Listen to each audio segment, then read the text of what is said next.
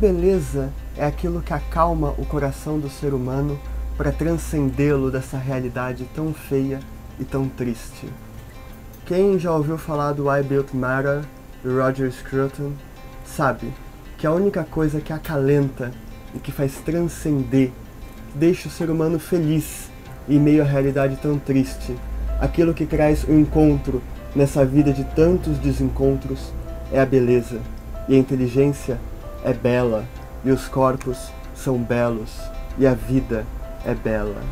E é para falar dessa beleza, da beleza da inteligência, da beleza do rosto, da beleza da vida, que eu trouxe uma das mulheres mais belas que eu poderia conhecer. Nayara, muito obrigado por ter vindo com a gente. Para, eu que agradeço, imagina. Nayara, quem é você por você mesmo? Gente, Nayara, cara, eu acho que a Nayara é uma mulher aparentemente extremamente sofisticada, que não parece que tem a simplicidade que tem, mas uma mulher muito da garra, da força, que há 15 anos tenta brigar contra um processo de gentrificação em curso na cidade de São Paulo, moradora do centro, na República, né, um dos espaços privilegiados da cidade, onde a gente está perto dos equipamentos públicos, equipamentos de saúde, né, lugares onde a maioria das pessoas gostariam de estar. E eu acho que eu sou essa mulher que, honestamente, tenta levar uma vida estando bem habitada, né, perto do que ela gosta, perto do jazz, perto do teatro, perto dos shows, dos eventos gratuitos. E sei também que a Nayara é uma mulher que tem lá seu certo privilégio, né, porque embora seja uma mulher e preta e independente, eu venho de uma família que me deu uma base interessante para que eu pudesse vencer os desafios. Então, é uma mulher preta, simples, pobre, que não tem dinheiro, embora pareça, né? É muito louco isso, mas uma pessoa que eu tive educação, né? Eu vim de uma mãe professora de português e literatura e um pai que souberam a importância da educação, principalmente sendo mulher e preta. É isso. Mas sendo mulher, que já é algo um pouco difícil na nossa sociedade, e negra, como você se sente encarando os desafios que a vida traz? Ainda mais no meio artístico. Você se sente muito boicotada? É realmente... Cara, eu acho que antes do boicote, eu prefiro falar em coragem, sabe? Porque eu acho que no mínimo eu me sinto uma mulher extremamente corajosa. E quando eu falo em ser honesto, é que eu acho que ser honesto vem se provando ser cada vez mais difícil. Não é a opção mais fácil num Brasil, principalmente o Brasil que a gente enxerga hoje, né, com o inquilino que a gente tem no mais alto posto federal. Então, eu acho que ser honesto é, no mínimo, tarefa das pessoas corajosas. Então, sendo mulher e preta, embora existam os boicotes, ou o boicote é porque você se expressa muito bem, ou porque você é excelente profissional, ou porque você é bonita, né, porque... Assim, o boicote ele vem de várias formas quando você tem uma carcaça igual a minha e é a minha maneira de trabalhar. Eu converso com todo mundo, eu gosto de me comunicar e isso também atrapalha. Então eu acho que é uma baita coragem. Agora, o que eu digo a beleza passa, tá? Mas profissionalmente vocês vão ter que me aturar, porque eu vou ficar cada vez melhor, tá bom? E a que você dedica essa carreira? Você disse que vamos ter que te aturar. Mas o que te inspirou a começar?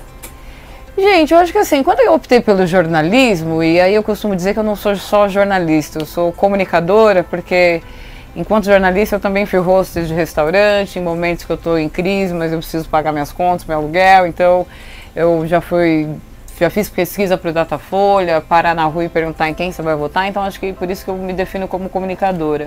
Eu acho que a escolha foi justamente por saber falar muito bem e, consequentemente, escrever muito bem. Sempre gostei de leitura desde pequena.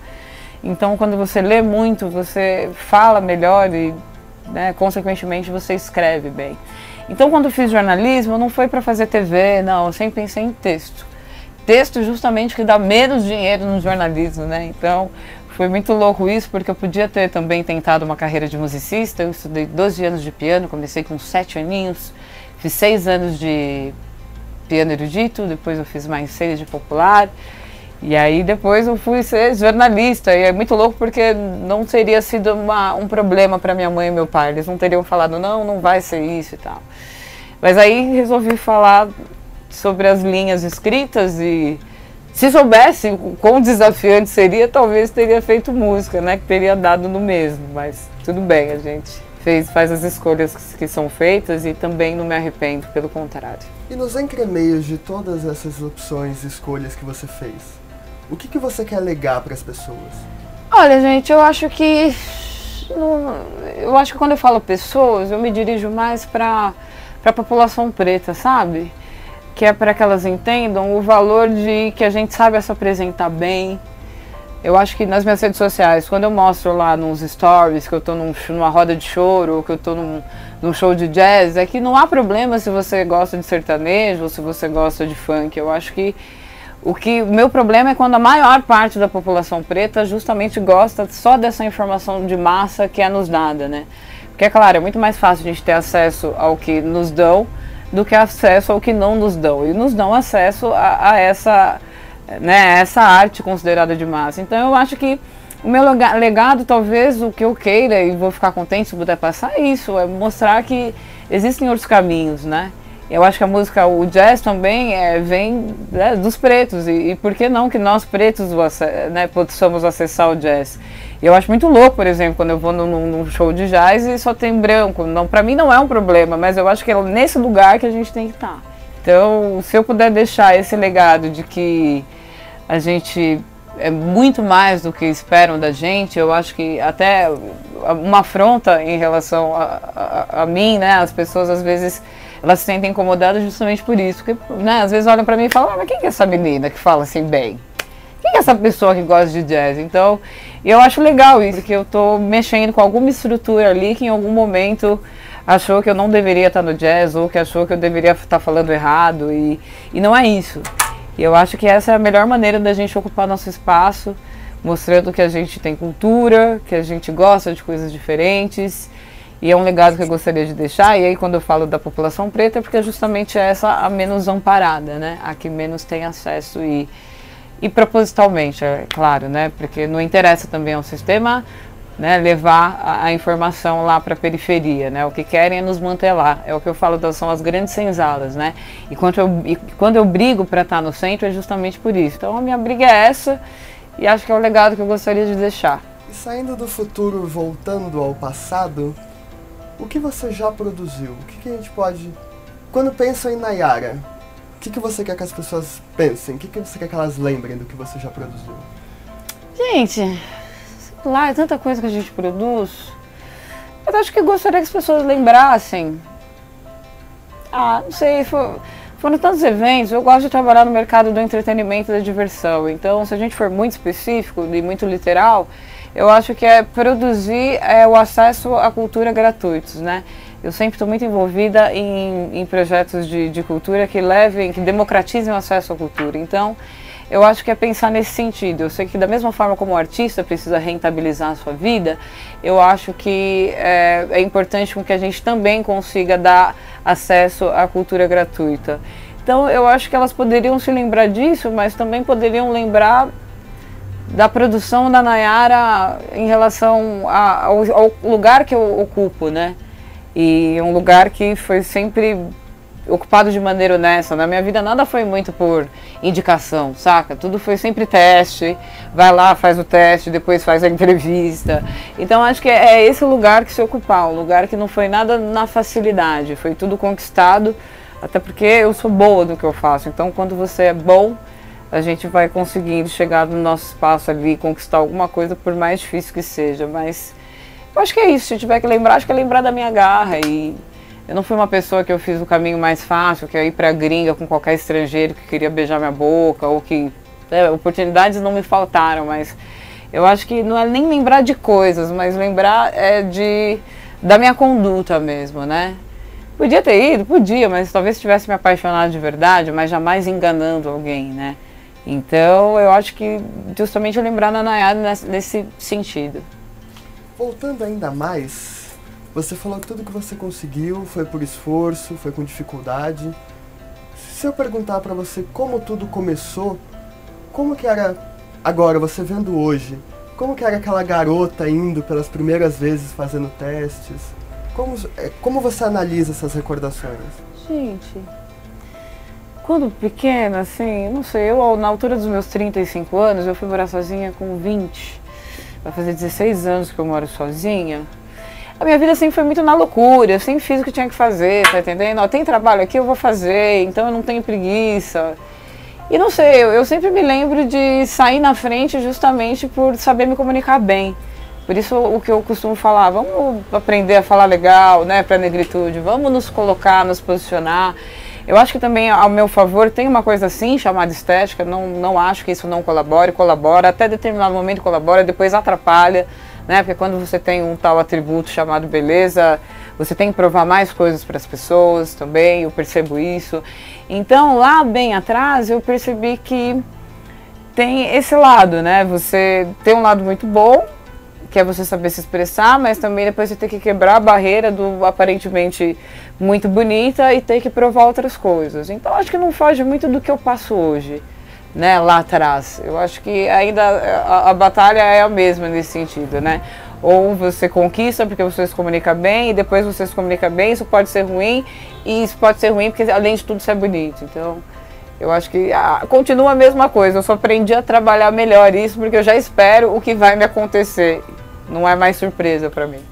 E com mais de 200 mil seguidores no Instagram, por exemplo, o que mudou em você nesse antes e depois? Olha, eu vou falar uma coisa, eu não tinha Instagram e também não tinha Twitter, eu só tinha Facebook. E o meu Facebook não era pra ficar postando fotos lindas, e tal. Eu acho legal quem usa o Facebook pra isso, quem usa as redes sociais. Mas como eu sempre achei que a gente tem que provar muito mais por conta de todas essas questões, né? E Mami sempre falava que a gente tinha que provar mais coisas. Quando eu saí do sanatório global, que eu costumo chamar, eu já saí com o Instagram, eu já saí com o Twitter, né? Porque tem a história de fã-clube, eu nem sabia que existia fã-clube. Eu achava, fã-clube é um negócio da década de 90, né, brother? Aí eu saí do sanatório com fã-clube. Gente, o que é isso? Fã-clube? Aí, resultado, eu já saí com uma página, e aí só me deram as senhas da página, e eu falei, caraca, né, que maluco. Mas, no primeiro momento, foi muito louco, porque quando a gente está lá no Facebook, naquela nossa... O conceito de bolha ficou mais claro para mim hoje, né? Porque foi das coisas mais corajosas que eu fiz na minha vida, foi ter ido para o sanatório global, né? Eu fiquei 3 anos, me pararam na rua, ficaram todo ano me chamando para ir. E aí chega um momento que você se pergunta, e aí, nega, qual que é? Você não vai por medo ou por orgulho, né? Até porque a gente já tem as nossas convicções políticas, então já é um lugar que a gente já tem lá o nosso pé atrás. Mas aí depois você fala, pô, na minha época, quando esse cabelo tava assim, há 15 anos atrás, era só eu, né? Hoje em dia o que mais tem é nega gata, com cabelo maravilhoso afro, mulheres inteligentes, mas não, era esse o perfil que o Boninho queria. Então ficaram 3 anos me chamando, aí chega uma hora que você fala, e aí, nega, qual é? Você trabalha de segunda a segunda. Sempre teve trabalho fixo, final de semana você está fazendo freela, complementando renda. Você não vai tentar sair do seu aluguel? Porque na verdade foi essa a grande tentativa, não era mídia, não era fama, né? Que eu fui procurar. Eu fui simplesmente para não me arrepender de não ter tentado depois, né? Porque depois que a sua vida tá lá na mesma, você vira e fala assim, pô, daqui 10 anos, e se eu tivesse ido? Né? E contar com esse e se pode ser um problema para a sua vida inteira.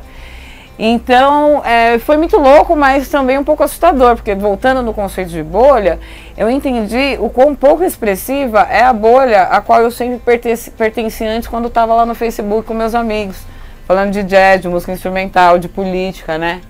Porque daí você vai para um lugar que é uma exposição muito maior que a exposição de um deputado federal, brother, sabe?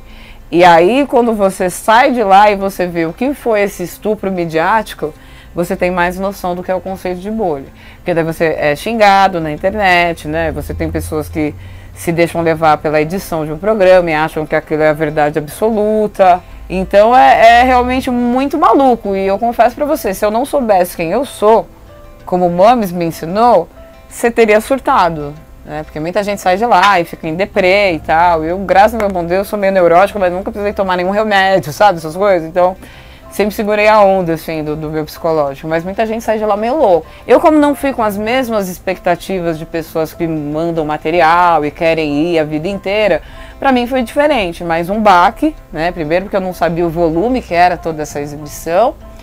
E você vê como é que são as pessoas. Porque lá na nossa bolhazinha, a gente pode até não gostar achar que você fez uma opção política equivocada, mas isso não nos dá o direito de xingar alguém.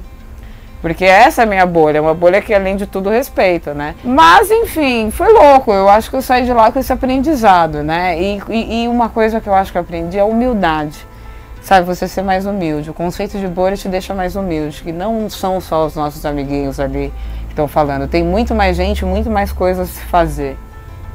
E foi muito louco, acho que continuo falando que foi a coisa mais corajosa que fiz, mas não fui para procurar mídia. E depois de lá você começa a perceber o que é o mundo da fama ou da pseudo-fama, né? Porque eu saí de lá com várias propostas das pessoas, não, Nayara, porque você tem que se manter na mídia e não sei o que, tal, tal, tal. E para se manter na mídia, elas fazem umas coisas do tipo, ah, vamos fazer um perfil falso, vamos xingar você e aí MC Loma, vamos atacar vocês racialmente, porque isso vai sair um monte de revista. Eu falei, cara, não quero isso. Eu vou ter que me manter.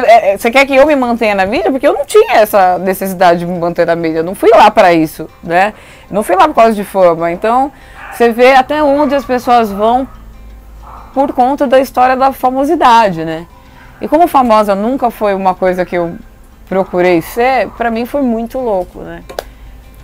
Entender esse dark side do mundo no geral, né? Nossa. É, maluco, velho. Nossa, loucura, doideira, máximo. Máximo. No meio de todo esse sanatório global, pelas suas próprias palavras, você passou pelo BBB. Sim. Dentro daquilo que você possa nos contar, o que você acha que você entregou nessa experiência e o que você leva pra você da sua vida? Cara, eu acho que eu entreguei autenticidade, sabe? Porque assim, eu não fui pra lá, quando eu cheguei lá, no terceiro dia eu sabia que eu não ia ficar. Eu falei, eu não vou conseguir nada nesse lugar.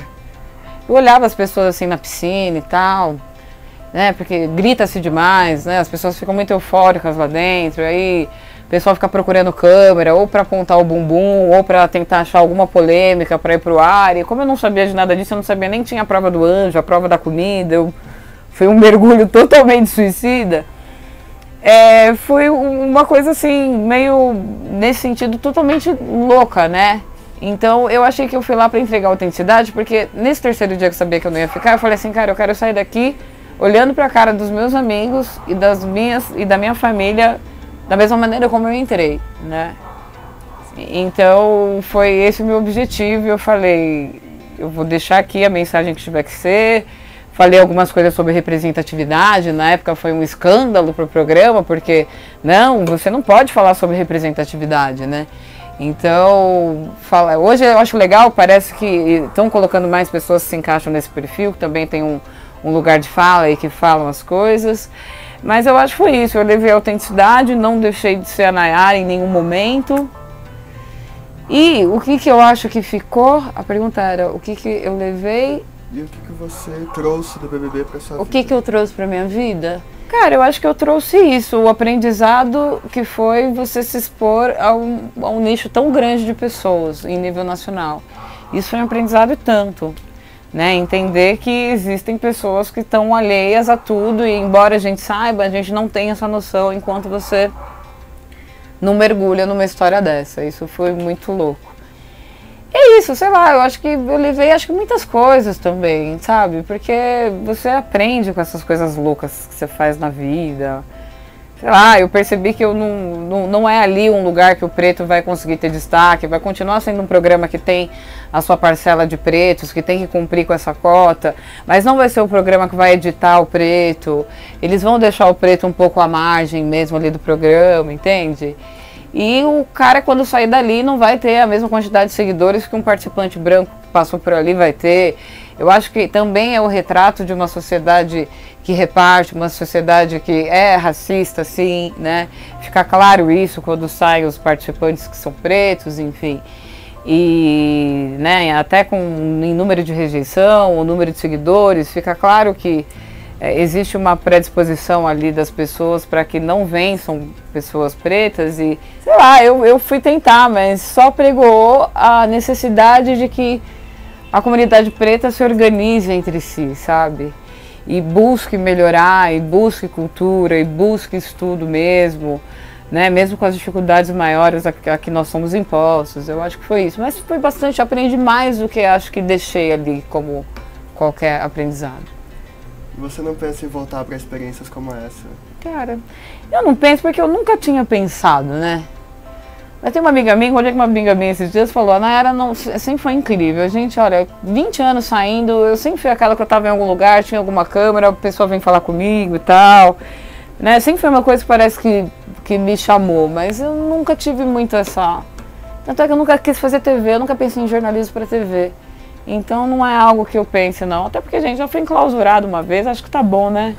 Acho que já deu, não é? Sim. Não é uma vontade, não. E de pergunta final aqui no programa, a gente abre para você. O que você quer se perguntar, o que você quer falar? Cara, o que eu quero falar, gente? Eu não sei, eu acho que enquanto mulher e que acredita, eu não sou negativa, eu acho que eu vivo dores de alguns momentos, eu não gosto de ver as pessoas num sufoco. Estava até conversando com o Mal antes, né? Com problema de grana, gente de família, enfim. Mas eu acho que a gente continua lutando para estar vivo, né? Pretos e pobres, para que continuem lutando para estar vivo. Acho que a gente precisa vencer esse momento que a gente está passando, um momento de extrema direita que me assusta particularmente, mas eu acho que só o fato de me assustar significa que eu tenho que estar cada vez mais forte para vencer essas intempéries todas desse momento maluco que a gente está vivendo.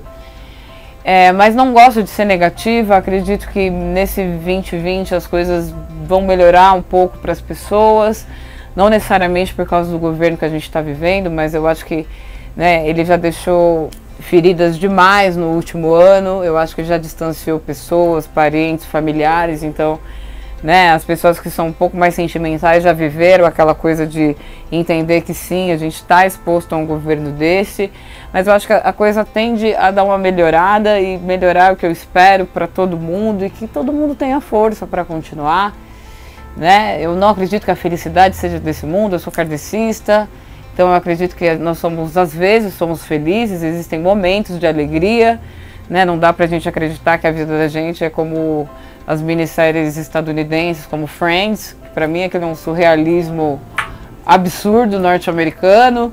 Então, para que a gente se atenha menos a essas coisas de Netflix, essa cultura que querem nos passar, a vida não é só alegria, pelo contrário, os momentos de alegria eles são muito menores aos momentos de garra, de luta, e, enfim, e de aflição, e isso é super natural, não se cobre por não ser uma pessoa feliz o tempo inteiro, senão você seria louca. E vamos continuar porque merecemos. Essa é uma oportunidade que a gente tem para a vida, uma oportunidade que eu agradeço todo dia e tentar nos melhorar enquanto seres humanos, né, em relação à nossa postura com o próximo. E ser paciente, porque acho que tudo passa e tudo é um aprendizado sempre. Meu Deus. Vamos fazer uma pergunta extra? Pode. Posso? Se ela quiser responder. Você é kardecista, né? Sou. Qual é a religião pra você? Ela é uma parte sim ou ela rege outras coisas? Não, a religião pra mim é fantástica. É fantástica. Eu sempre gostei, desde pequena. Mames era meio louca, então ela sempre me colocou.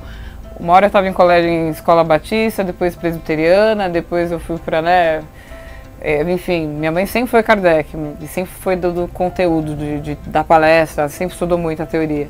Então desde pequena eu vou, mas ela me colocava em vários colégios vinculados à questão religiosa. Eu gosto bastante, isso me mantém, me fortalece, até porque eu sou uma pessoa que todo mundo me olha muito. É muito louco, porque as pessoas, às vezes, elas têm muita inveja de mim gratuita, mas eu gostaria muito que elas viessem viver a minha vida. Sabe por quê? Porque se você viesse viver a minha vida, você não ia ter inveja, você ia ter pena. E você ia falar, essa menina é zica, pra caramba.